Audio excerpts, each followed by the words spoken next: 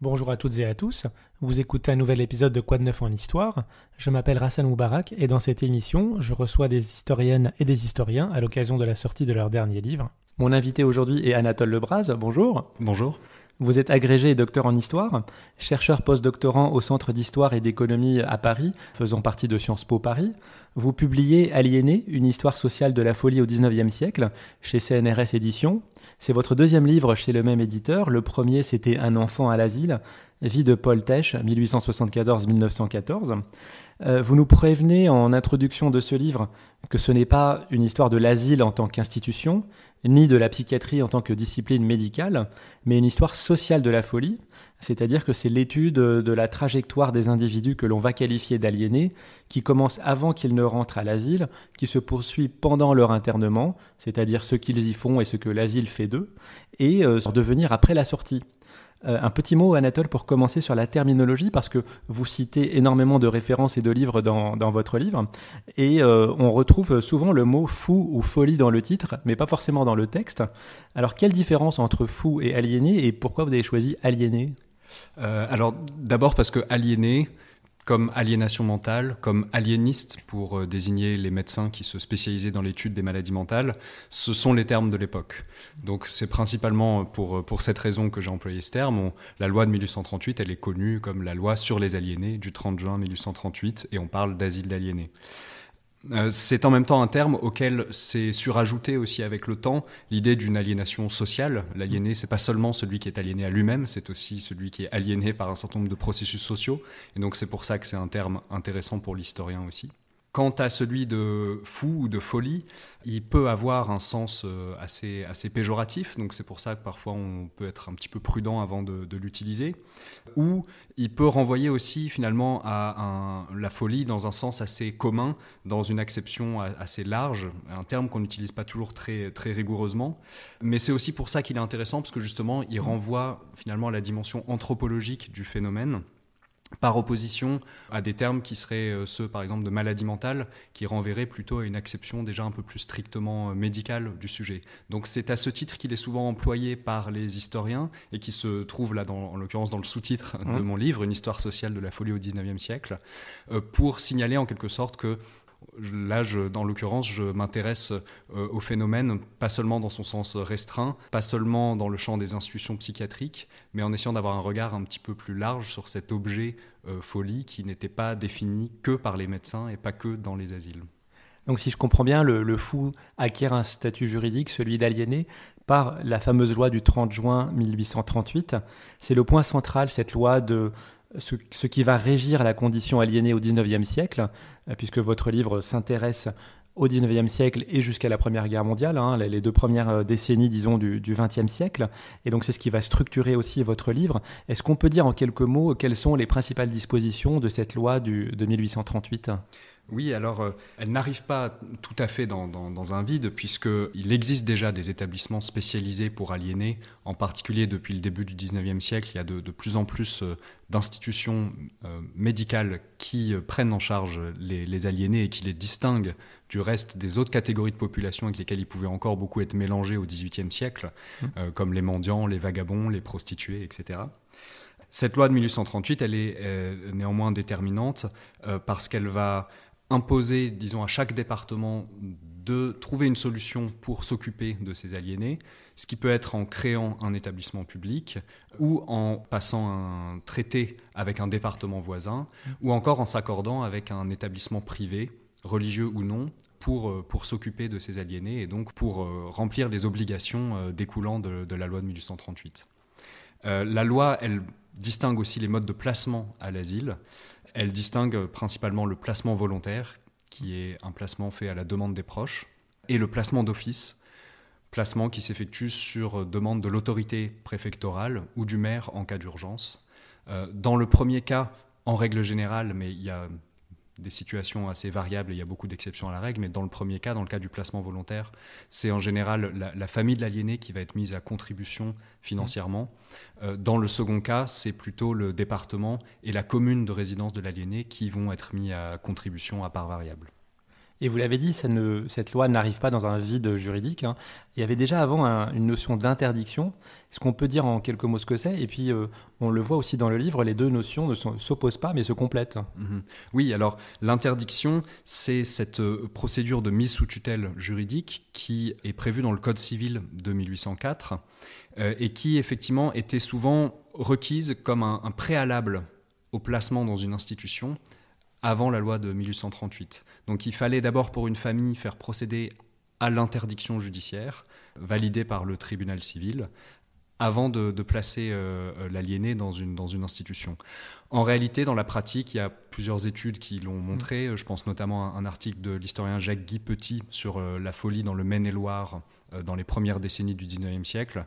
Bien souvent, en fait, les autorités acceptaient des placements d'aliénés, même s'ils n'étaient pas interdits, à partir du moment où leur état de folie était notoire et continuel. Donc il y avait une sorte de tolérance des autorités vis-à-vis de ces pratiques. Toujours est-il que cette procédure d'interdiction, elle est assez longue, elle est assez coûteuse, donc elle présente beaucoup d'inconvénients pour les familles. Et donc les législateurs de 1838, quand ils élaborent cette loi qui aboutit le 30 juin 1838, ils veulent un petit peu se débarrasser des lourdeurs de cette procédure et ils font de l'internement un acte purement administratif qui est assez rapide, qui s'accompagne de la soumission d'un certificat médical, mais qui pour le reste est un acte administratif décidé par le préfet. Donc ce qui va permettre d'avoir une action très, très prompte et très rapide pour réguler les troubles à l'ordre public que pouvaient occasionner les aliénés.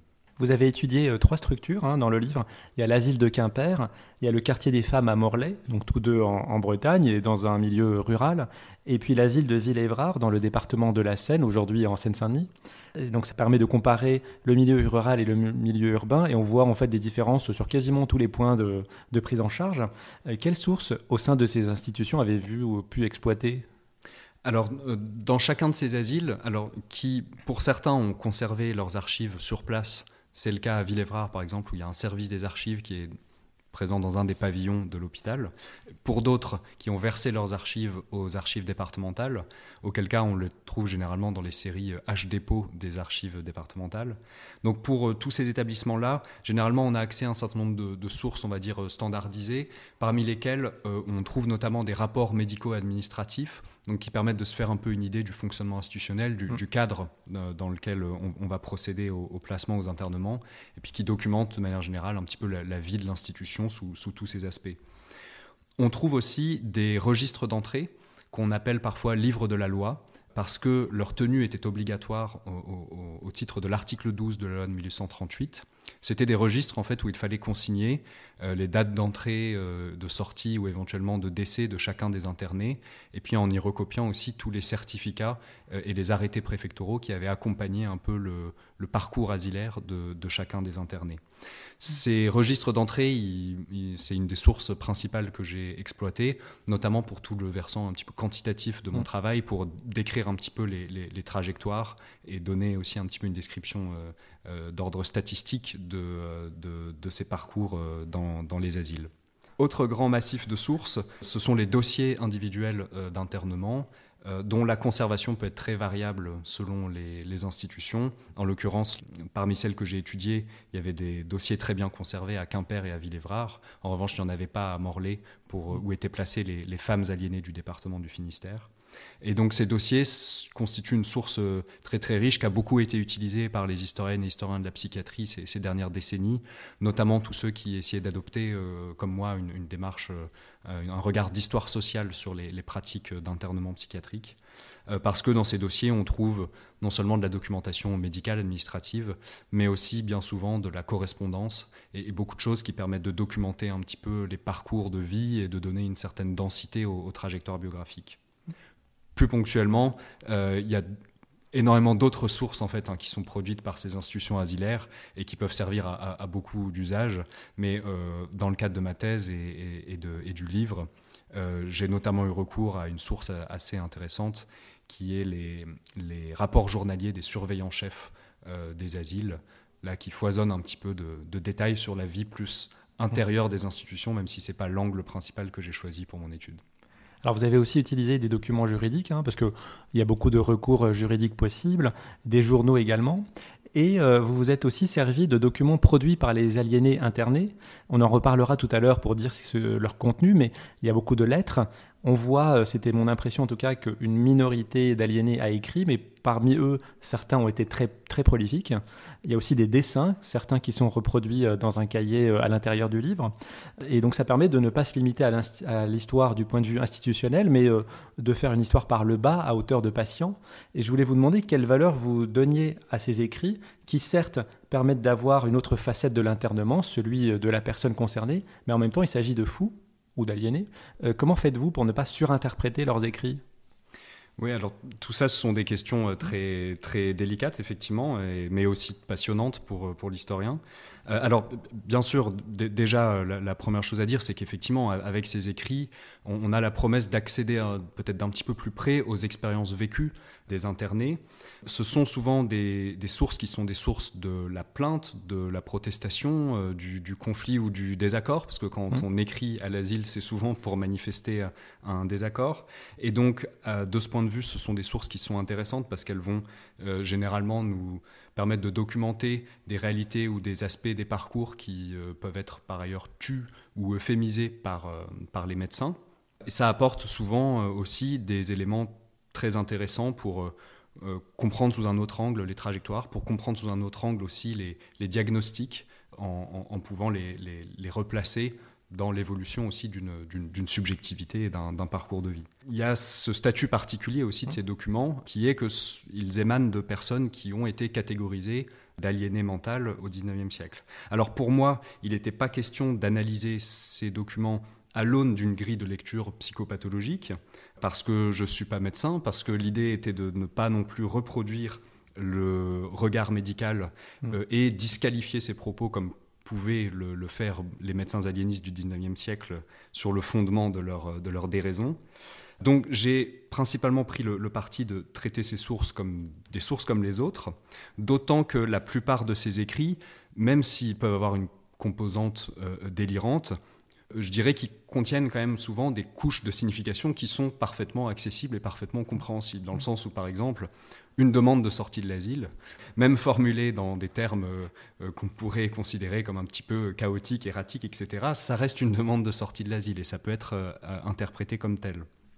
De plus, les délires peuvent avoir un contenu historique, social, politique, qui peut être analysé par les historiens. Évidemment, beaucoup d'exemples de cette démarche, mais on peut simplement citer, par exemple, la démarche de l'historienne Laure Murat, qui a un petit peu relu l'histoire politique du XIXe siècle français par le prisme de cette documentation asilaire qu'elle a tirée des archives des institutions psychiatriques au XIXe siècle. Alors, reste que, malgré tout, au gré des dossiers, c'est vrai que parfois on tombe sur des écrits qui résistent un peu plus à l'analyse.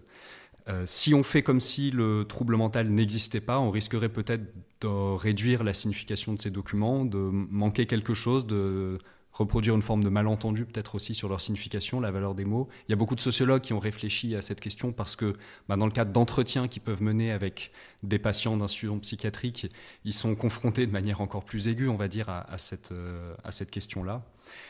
Pour ma part, j'ai peut-être pas complètement échappé à une tendance à survaloriser, on va dire, la part la plus rationnelle, la plus accessible de ces écrits. Et donc, je prétends pas avoir trouvé le positionnement vraiment idéal vis-à-vis de ces écrits, mais en tout cas, ça soulève beaucoup de questions méthodologiques et de la posture de l'historien qui sont très intéressantes.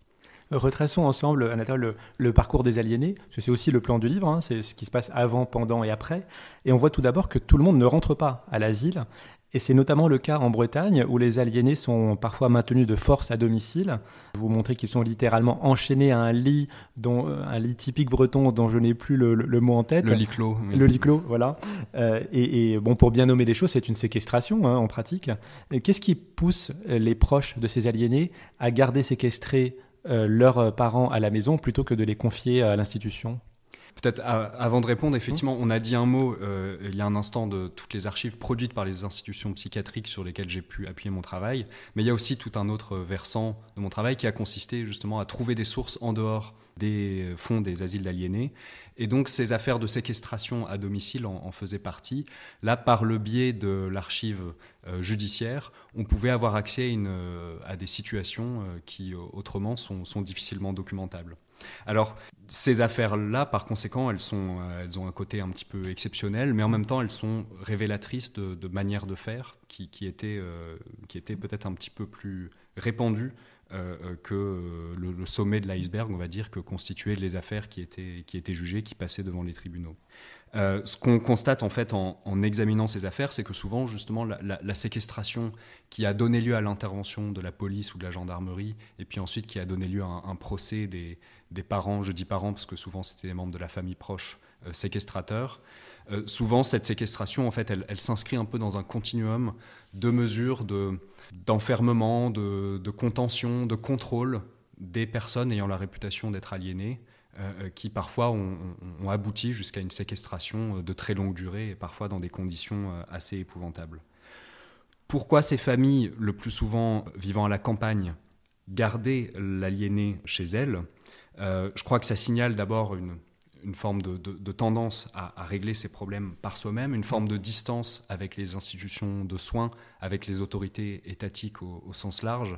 La fin des terroirs, hein, c'est un processus très long, de longue durée au cours du XIXe siècle. Parce que aussi l'honneur de la famille est en jeu, sa réputation est en jeu, notamment vis-à-vis de la communauté villageoise. Et donc, ce qu'on voit assez souvent, ce sont des proches qui finissent par séquestrer un aliéné pour que celle-ci ou celui-ci cesse de causer du dommage aux habitants du village et par conséquent à la réputation de la famille.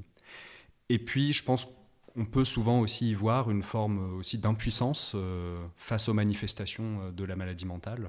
On ne sait pas forcément bien comment réagir, on n'a pas forcément les moyens médicaux qui permettent d'y faire face. Et dans ces situations, bien souvent, il y a une forme d'engrenage qui s'établit où l'enfermement, la séquestration se fait de plus en plus rigoureuse face aux réactions de l'aliéné qui parfois peut s'agiter ou devenir violent, qui conduit finalement à des situations de claustration parfois extrêmes. Ces séquestrations à la maison en milieu rural, vous le montrez, elles ne sont pas secrètes. Effectivement, la communauté villageoise est au courant. On voit que les notables, donc le maire, le médecin, le curé, l'instituteur, sont un peu complices puisqu'ils ne dénoncent pas l'autorité judiciaire et donc participent un peu à cet enfermement. Et donc, dans quelle mesure ce regard social, cette pression sociale participe à la durée de l'internement? À quel moment est-ce qu'il y a une pression sociale qui dit que, là maintenant, on peut faire sortir l'individu ?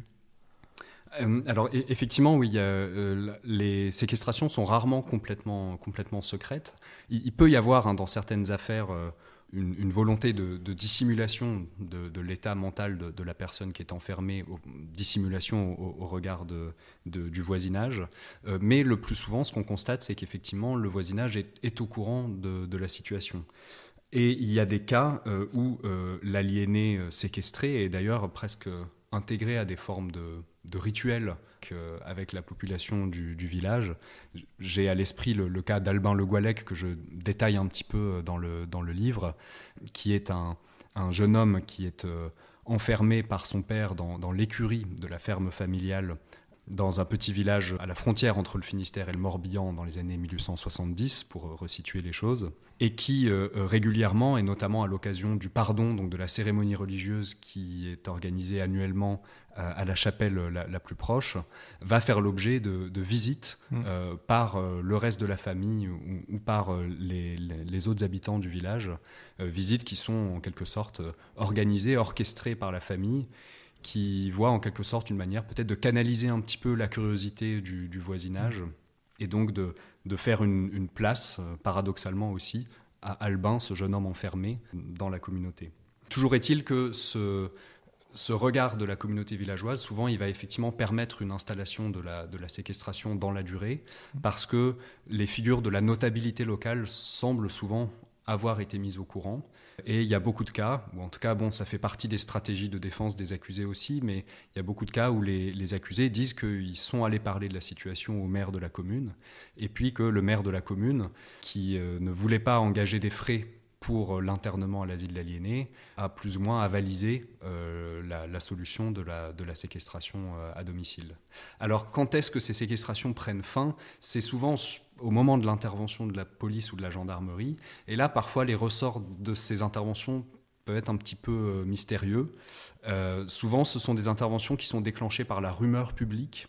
Et les travaux des historiens de la justice au XIXe siècle ont montré que, notamment dans les campagnes, finalement, ces histoires de rumeurs publiques, elles pouvaient renvoyer à des formes de contrôle social exercées par les populations.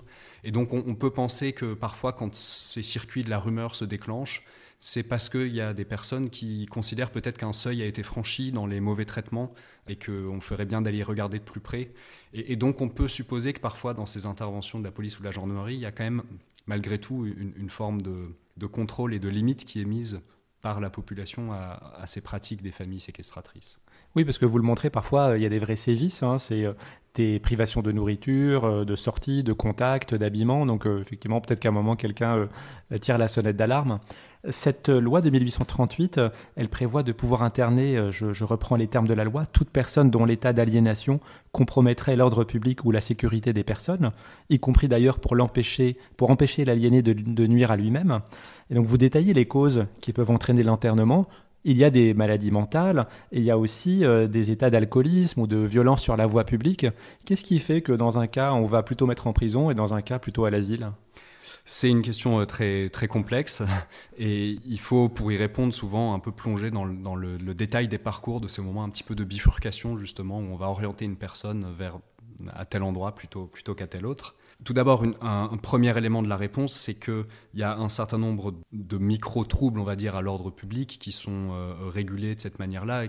On peut avoir des aliénés qui sont appréhendés sur la voie publique ou par l'appel des voisins à la police, sans qu'ils aient commis à proprement parler de crimes ou de délits, mais parce qu'ils ont un comportement menaçant, une allure dangereuse ou qui montre une grande forme d'agitation. Donc là, dans ces cas-là, voilà, ce sont des occasions de détecter des troubles mentaux et d'orienter ces personnes vers l'asile d'aliénés. Dans d'autres cas, il y a effectivement des crimes ou des délits qui sont commis, et parfois, alors ça peut mener jusqu'au tribunal, et ensuite, si la personne est jugée irresponsable, dans ce cas-là, elle est envoyée à l'asile d'aliénés plutôt qu'en prison. Mais ce qui se passe souvent aussi, c'est qu'en fait, en amont du passage par l'appareil judiciaire, on va orienter des personnes qui ont commis des délits, par exemple, vers l'asile d'aliénés. Et là, ça se juge en fonction des situations, en fonction des réputations aussi, de ce qui se dit, de ce qui se sait par l'interconnaissance, et de tous ces éléments qu'ont en tête les policiers, les gendarmes, quand ils interviennent et qu'ils appréhendent un individu. Ce qui est certain, en tout cas, c'est que si on adopte un regard un peu plus macro sur la question, les courbes de population des asiles d'aliénés et des prisons françaises au XIXe siècle, elles sont parfaitement symétriques, c'est-à-dire qu'à mesure que la population enfermée en prison diminue, celle enfermée à l'asile d'aliénés augmente, notamment des travaux de Bernard Harcourt qui ont montré ça. Donc c'est certain qu'il y a des choses qui se jouent un peu dans cet équilibre entre institutions d'enfermement. Vous montrez, Anatole Lebras, que l'internement est une pratique qui est marquée socialement. C'est-à-dire votre chance, entre guillemets, enfin plutôt la malchance d'être admis, elle dépend de votre classe sociale et de votre niveau de revenu. Est-ce que l'internement reproduit la hiérarchie sociale du monde extérieur ? Et une fois qu'on est admis, est-ce que ces différences entre individus de classes différentes se voient au sein même de l'asile ? Alors oui, effectivement, ces pratiques d'internement, elles reproduisent ces hiérarchies. Et en même temps, parfois, elles les perturbent un petit peu. Elles les reproduisent dans le sens où, tout d'abord, pour les individus des classes fortunées, il y a tout un réseau d'institutions privées qui existent, des maisons de santé privées, plus ou moins chères, à Paris et dans sa proche banlieue, évidemment, il y en a beaucoup qui sont accessibles aux familles les plus riches. C'est pas des choses que j'ai intégrées à mon corpus d'études, mais ça existe, effectivement, et donc, pour les individus des couches supérieures de la société, il y a tout cet accès à ce réseau un petit peu parallèle de prise en charge qui peut permettre d'éviter à un individu la dégradation, le stigmate du passage par l'asile public d'aliénés. Cela dit, à l'asile même, dans beaucoup des asiles d'aliénés, on constate qu'il y a quand même une certaine diversité sociale au sein de la population internée, dans la mesure où il y a des places de pensionnat payants avec différentes classes de pensionnat. Généralement, on distingue 3 classes de pensionnat qui sont proposées. Donc ça fait que malgré tout, les élites sociales, elles sont présentes en petit nombre, mais elles ne sont pas complètement absentes de ces institutions. Mais effectivement, à l'intérieur de ce grand monde très complexe et très segmenté qu'est l'asile d'aliénés, les différentes classes sociales ne vont pas forcément se mélanger, dans le sens où il y a effectivement ces différentes classes de pension. À l'asile de Villévrard, c'est très net, hein, il y a toute une partie du site de l'asile qui est consacrée à l'asile public pour aliénés indigents. Et de l'autre côté, on trouve toute la maison de santé qui fait office de pensionnat payant.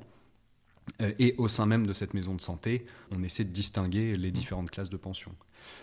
En même temps, ce qui est intéressant, c'est que ce principe d'ordonnancement social, il entre parfois un petit peu en tension avec un autre principe d'ordonnancement qui est plutôt médical, où on va essayer de classer les aliénés en fonction de leur degré d'agitation et de leurs caractéristiques pathologiques. C'est très important aux yeux des médecins aliénistes qui estiment qu'un bon asile d'aliénés, c'est un asile qui va réaliser le mieux possible ce classement, cette classification des malades. Et donc, parfois, ce n'est pas toujours possible de combiner ces deux modes d'ordonnancement. Et par exemple, à la maison de santé de Villévrard, ça suscite des critiques, des protestations des familles qui ont placé un malade à la première ou à la deuxième classe de pension et qui en fait constatent qu'il est souvent mélangé avec des malades de troisième classe et qui s'en plaignent assez vertement auprès du médecin-chef de la maison de santé. Et cette pratique d'internement, elle est aussi genrée, hein. Je donne 2 exemples, mais qui admettent évidemment des exceptions. C'est que le placement volontaire est une prérogative masculine. C'est souvent le mari, le père, voire les oncles ou un frère qui vont demander l'internement volontaire. Et puis la probabilité d'internement augmente et, à l'inverse, celle de sortie diminue si vous êtes une femme non mariée, c'est-à-dire célibataire ou veuve, où là, à ce moment-là, l'internement peut se prolonger. Donc est-ce que la prise en charge de la folie féminine suit elle aussi la place assignée aux femmes dans cette société du 19e siècle ? Alors oui, indéniablement, elle a quelque chose à voir avec la place des femmes dans la société au sens large. Mais peut-être ce qu'il faut préciser, c'est tout de même que les femmes ne sont pas majoritaires au moment de l'admission. Contrairement à ce qu'on croit parfois, il y a davantage d'hommes qui sont internés chaque année. Il y a un surplus masculin assez net de l'ordre de 15% tout au long de la seconde moitié du 19e siècle. Et ça a à voir, bien sûr, avec ce qu'on a déjà un petit peu commencé à dire de l'internement et de sa fonction aussi de régulation sociale, de maintien de l'ordre public, parce qu'il y a des formes de déviance masculine qui sont notamment l'alcoolisme ou les comportements violents, qui de fait vont occasionner davantage de placements à l'asile, et donc c'est pour cela qu'on a ce surplus masculin. Cela dit, donc oui, les trajectoires asilaires des femmes ont quelque chose d'un petit peu différent de celles des hommes et qui est assez révélateur. Les femmes restent plus longtemps à l'asile, ce qui, dans le discours médical, finit d'ailleurs par se traduire par une espèce d'idée d'une forme de résistance des femmes au traitement, qui n'est jamais complètement expliquée, mais qui devient un peu une sorte de lieu commun dans le discours des aliénistes, mais qu'on peut aussi relier en fait en analysant les registres et les dossiers à des formes de réticence des médecins à laisser sortir des femmes, en particulier si elles étaient célibataires, alors qu'ils n'auraient pas forcément eu les mêmes scrupules au moment de laisser ressortir de l'asile un homme célibataire, en suivant l'idée que finalement un homme célibataire allait pouvoir s'en sortir en revenant à la vie civile, tandis que la sortie d'une femme isolée était beaucoup plus risquée, beaucoup plus dangereuse pour la femme elle-même. Un autre élément qui pèse un petit peu sur le destin des femmes internées, c'est la pratique du transfert depuis les asiles de la Seine vers les asiles de province. On aura peut-être l'occasion d'y revenir, mais cette pratique du transfert qui est assez massive, elle touche en fait surtout des femmes et donc participe à diminuer leur chance de sortie de l'asile. Cet internement, on l'a vu, participe à la tranquillité publique, mais pas que, parce qu'à la même période, la doctrine que la folie est curable s'affirme, et donc la conséquence, c'est qu'il faut aussi soigner les aliénés du point de vue médical. Et là, tous les médecins ne sont pas d'accord sur l'intérêt de l'enfermement, ni même sur la rigueur qu'il doit avoir. Et vous citez quelques exemples dans le livre. On peut peut-être dire un mot sur Évariste Marandon de Montiel, qui est le médecin-chef de Villévrard, qui lui est peut-être un peu précurseur parce qu'il prône un asile ouvert sur l'extérieur. Oui, Évariste Marandon de Montiel, il arrive à l'asile de Villévrard en 1889. Et donc, effectivement, contrairement à un certain nombre de ses collègues qui sont peut-être plus conservateurs sur ce point-là, il développe une doctrine d'ouverture de l'asile d'aliénés en se basant sur la constatation et sur la conviction que couper l'aliéné de tous ses liens avec l'extérieur n'était pas forcément favorable à sa guérison.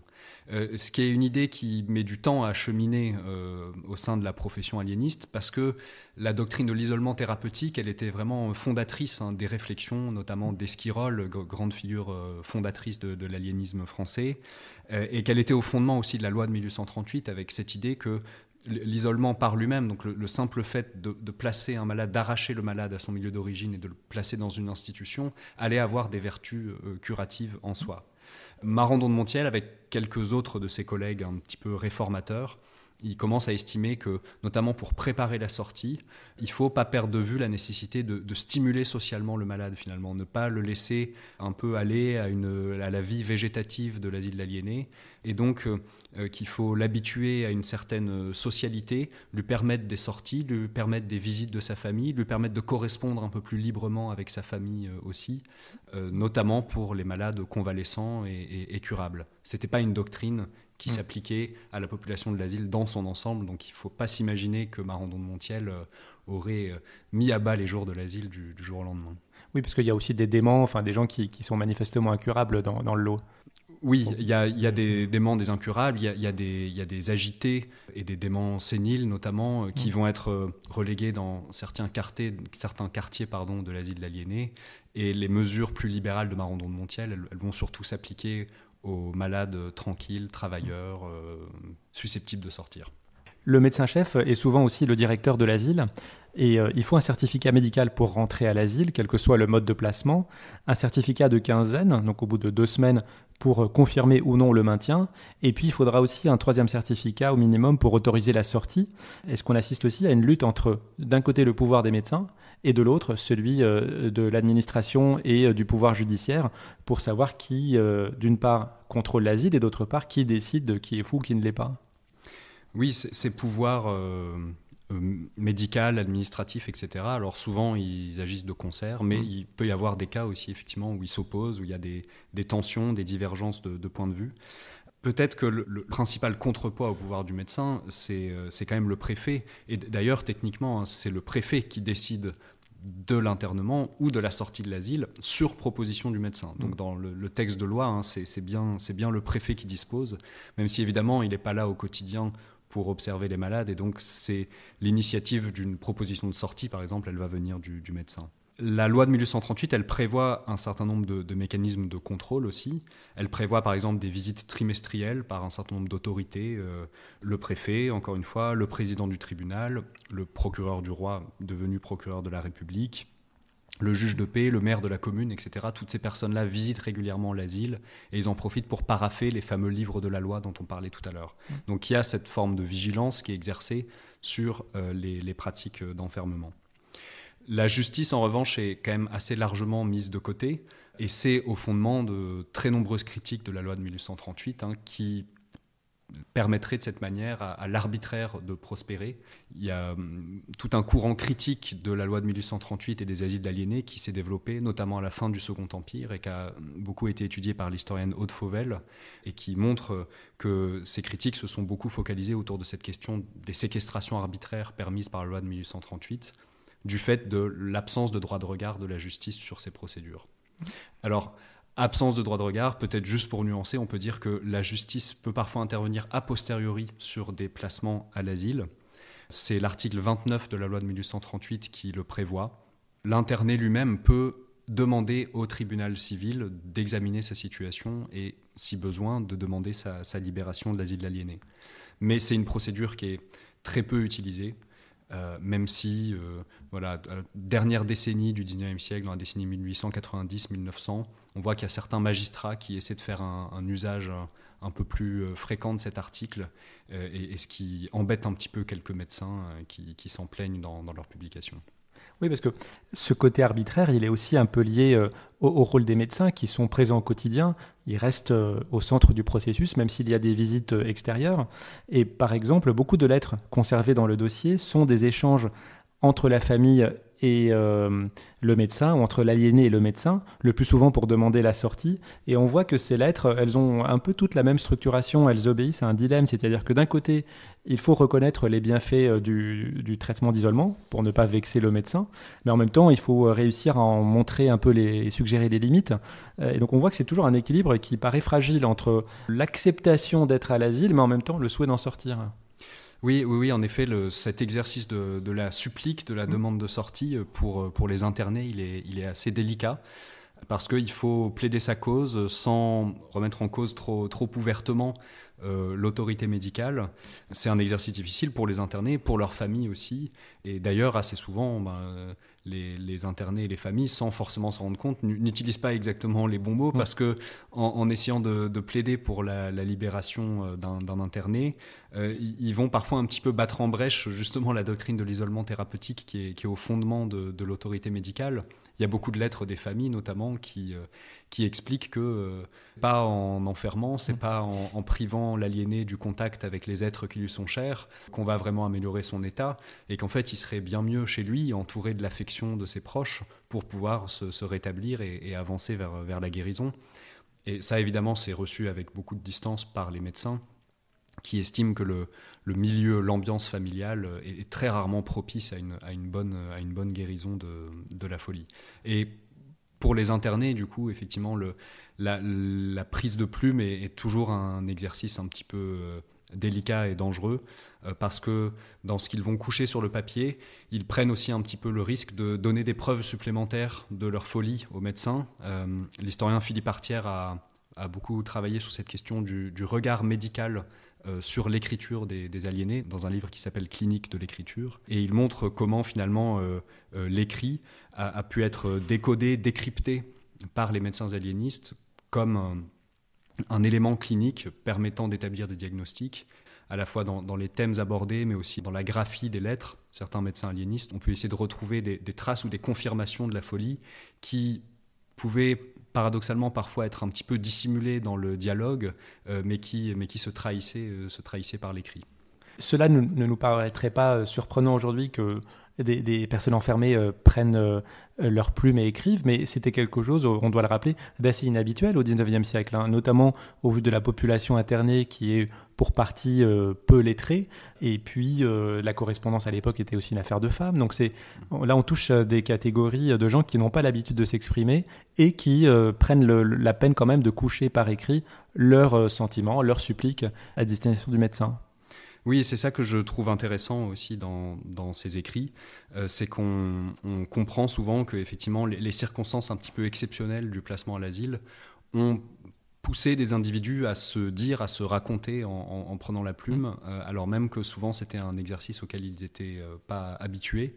Et donc finalement l'asile d'aliénés, tout en enfermant ces personnes, les a aussi poussés à livrer des récits de vie, certains sous une forme semi-autobiographique ou en écrivant des mémoires à proprement parler. J'ai notamment eu l'occasion de travailler sur l'itinéraire d'un interné qui s'est retrouvé à l'asile de Quimper et qui a écrit une autobiographie à destination du directeur médecin. Et donc finalement, ce moment un petit peu exceptionnel de leur placement à l'asile, en fait, il les pousse à formuler ce genre de récit de vie parce que bien souvent, leur objectif est de montrer au directeur médecin que leur place n'est pas à l'asile d'aliénés, et donc ils doivent raconter un peu leur trajectoire pour essayer de dénouer un malentendu et pour convaincre le médecin que leur place est en dehors de l'asile d'aliénés dans la société. Vous consacrez un long développement sur ce que fait l'asile aux aliénés. On voit à l'œuvre un processus de perte de leur capacité civile. Est-ce que vous pouvez nous dire comment évolue le statut juridique de l'aliéné à son admission ? Et est-ce que les aliénés internés ont conscience de ce déclassement social ? L'aliéné, en fait, au moment où il entre à l'asile, il devient un mineur juridique. La loi de 1838 a cette particularité. Elle ne prévoit pas seulement un acte administratif de placement d'un individu dans une institution d'enfermement. Par le même mouvement, en fait, elle modifie leur statut juridique et elle fait que les internés perdent leurs droits civiques si ce sont des hommes, et par exemple s'ils ont le droit de vote, qui est alors suspendu, et puis perdent leurs droits civils également. Donc ils ne peuvent plus intenter d'action en justice, ils ne peuvent plus passer de contrat, ils ne peuvent plus consentir au mariage de leurs enfants mineurs, par exemple. Toutes ces séries d'actes qui pourraient être amenés à signer à l'asile d'aliénés peuvent être en fait attaqués devant les tribunaux et annulés pour cause d'aliénation mentale. Bien souvent, les internés sont très conscients justement de cette forme de dégradation, alors qu'il y a cette dimension juridique, mais qui ne se résume pas à ça, bien sûr. C'est un processus social plus large, une forme de déchéance qui est ressentie au moment de l'entrée dans l'institution. Il y a une image qui revient souvent, et Aude Fauvel l'avait constaté aussi dans ses travaux, c'est celle d'une mort sociale, d'une mort civile, d'une forme de mise au tombeau anticipée. Et vraiment, c'est une formule assez frappante qui revient assez souvent, cette impression d'être un peu retranché de l'ordre des vivants, alors même qu'on n'est pas encore mort. Et un des effets aussi intéressants finalement de cette mise sous tutelle des aliénés, c'est le fait que finalement, peut-être parfois, ceux qui ont le plus à y perdre, ce sont les personnes qui étaient dotées de ressources sociales, économiques. Alors bien évidemment, ce sont aussi les personnes qui ont le plus de moyens peut-être de s'en sortir, de ressortir de l'asile, de s'émanciper de la tutelle de l'asile. Mais en même temps, c'est souvent aussi ceux, je pense par exemple aux hommes chefs de famille, qui perçoivent de manière la plus aiguë peut-être leur disqualification sociale, parce que du jour au lendemain, ils se retrouvent placés dans cette forme de minorité juridique et déchus un petit peu de leur prééminence, du rang qu'ils occupaient notamment dans leur famille. Et donc ça donne lieu parfois aux plaintes aussi les plus spectaculaires. Vous montrez aussi que cette institutionnalisation, elle n'est pas forcément linéaire. On a dit un petit mot tout à l'heure sur les transferts.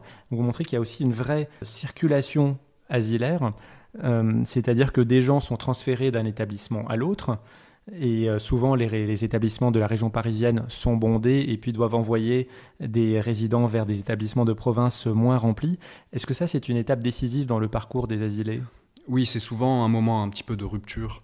Cette pratique du transfert dans les asiles de province, donc, qui est véritablement massive, au point que, au cours des années 1860-1870, il y a davantage d'aliénés au compte du département de la Seine qui sont placés dans des institutions de province que d'aliénés parisiens placés dans les asiles du département lui-même. En principe, ces transferts, ils visent des aliénés qui sont incurables et qui ne reçoivent pas ou qui reçoivent peu de visites de leur famille. Mais les médecins sont nombreux à témoigner dans leurs rapports médicaux annuels, etc., qu'au bout d'un moment, ils sont obligés de s'affranchir de ces règles-là. D'autant d'ailleurs que c'est deux catégories de malades qui se recoupent pas forcément. On peut avoir des malades incurables à l'asile depuis assez longtemps, mais qui en fait sont très souvent visités, et d'autres pour lesquels ce serait l'inverse. Donc ça met les médecins dans des situations un petit peu délicates. Toujours est-il que le transfert devient un petit peu par la suite une sorte de prophétie autoréalisatrice, parce qu'effectivement, une fois qu'on est transféré, on a beaucoup moins de chances de sortir, et du fait de l'éloignement géographique, on est beaucoup moins visité par sa famille. Les liens familiaux sont véritablement fragilisés par ce transfert qui peut parfois être à destination d'asiles d'aliénés très, très éloignés de Paris. Surtout au XIXe siècle, où les temps nécessaires au voyage sont plus importants qu'aujourd'hui. Pour donner un ordre de grandeur, à un moment dans le livre, je détaille le parcours collectif d'un groupe de 151 malades qui ont été transférés à quelques années d'intervalle à l'asile de Quimper. Et donc sur ces 151, il y en a seulement 7% qui obtiennent leur sortie de manière régulière, 82% qui vont mourir dans leur institution d'accueil, donc à Quimper. Et puis la dizaine de pourcents restants, ce sont des personnes qui soit s'évadent, soit sont retransférées ailleurs. Mais donc plus de 80% qui meurent à l'asile d'aliénés, à comparer un taux légèrement supérieur à 50% pour la population asilaire dans son ensemble. Donc il y a une différence assez nette et qui montre bien que très souvent, au moment du transfert, il avalise ou il accélère un processus de chronicisation qui destine à une mort à l'asile. Cet isolement social et cette mort sociale, pour reprendre le terme que vous avez utilisé, il se voit aussi par le fait que les aliénés ne se constituent pas en communauté, contrairement à d'autres groupes comme les prisonniers ou les malades des hospices. Et ça tient aussi au fait que pour justifier sa sortie et son bon état de santé mentale, l'aliéné ne doit pas faire corps avec ses co-aliénés, mais il doit se démarquer d'eux en montrant qu'il est plus sain qu'eux. Oui, en tout cas, c'est un registre argumentatif, rhétorique qui revient très souvent dans les lettres de demande de sortie. Et il y a une intériorisation assez forte du stigmate de l'aliénation mentale. Et il y a une véritable volonté d'échapper à tout prix à cette forme de déchéance que constitue le placement dans ce monde de l'asile de l'aliéné. Très souvent, les aliénés qui écrivent, qui prennent la plume pour demander leur sortie, voilà, ils témoignent du fait qu'ils estiment que leur place n'est absolument pas au milieu de ces autres malades, très atteints, parfois gâteux, etc. Du coup, cette forme, on va dire, d'individualisme dans les suppliques, elle fait un petit peu obstacle, effectivement, à la constitution d'un groupe cohérent ou à la posture de ce que Serge Pogam a pu appeler l'assistance revendiquée, c'est-à-dire où on se reconnaît comme bénéficiaire d'une mesure d'assistance et dans ce cas-là, on prend la parole un petit peu collectivement pour réclamer des améliorations du régime commun, par exemple, etc.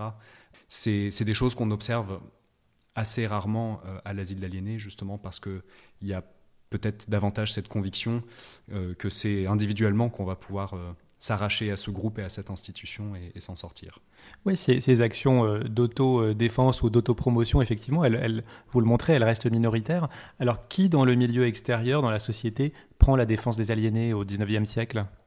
Alors c'est peut-être le moment de parler un petit peu des familles dont j'ai pas encore complètement parlé. Tout à l'heure, on évoquait les contrepoids au pouvoir du médecin.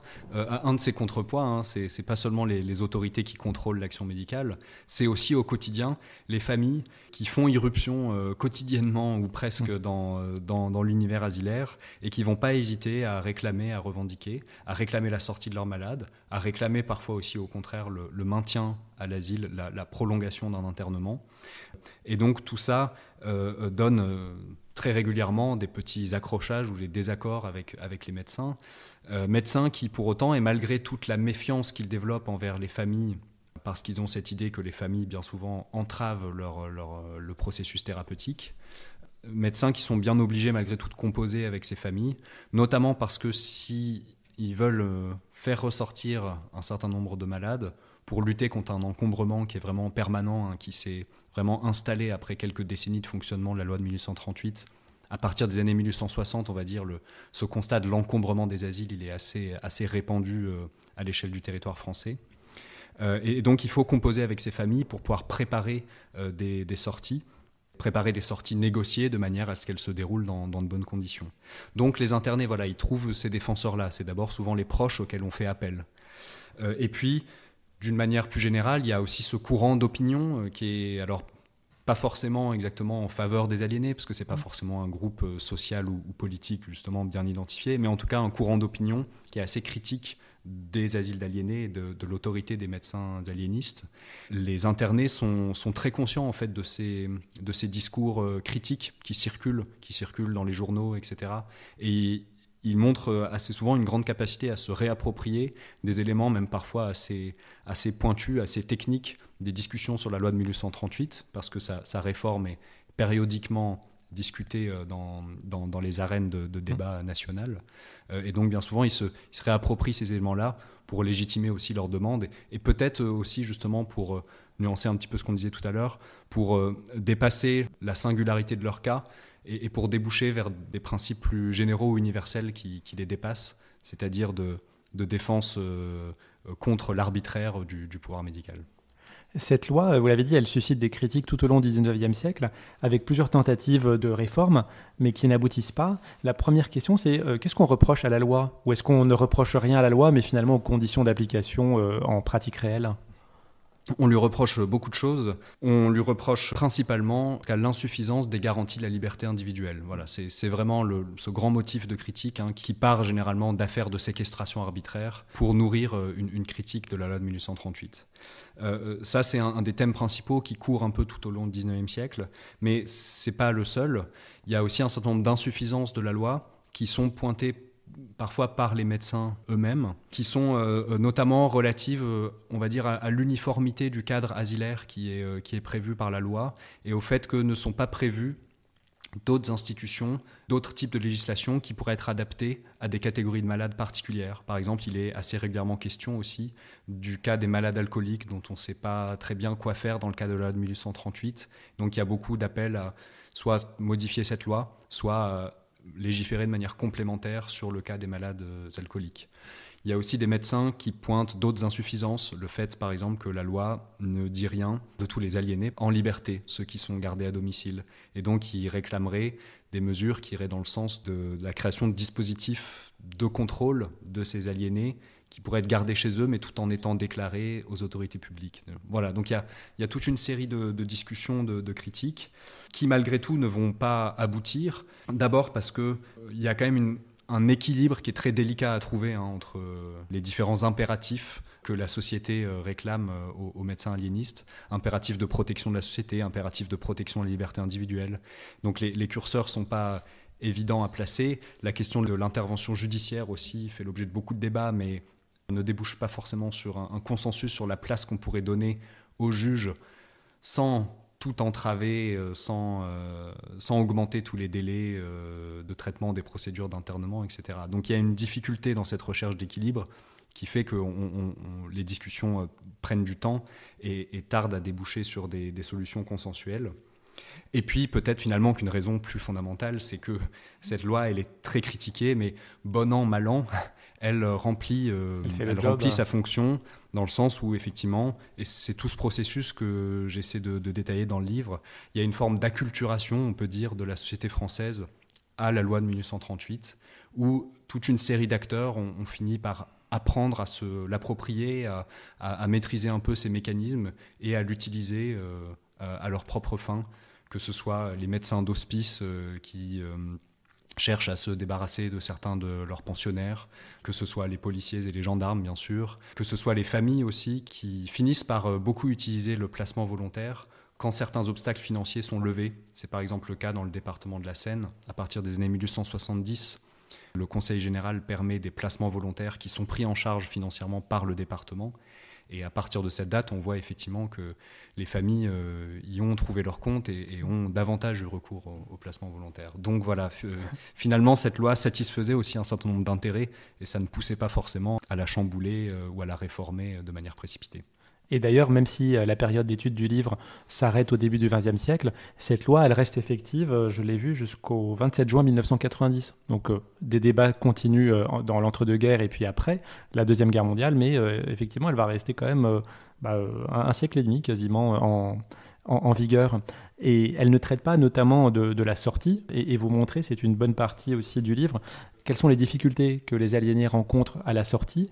Il y a des institutions qui les prennent en charge, des patronages, une société peut dire caritative, la société Falleret, basée dans le 15e arrondissement.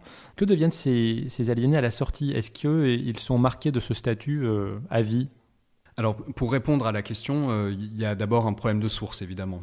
Souvent, on perd de vue les aliénés précisément au moment où ils sortent de l'asile.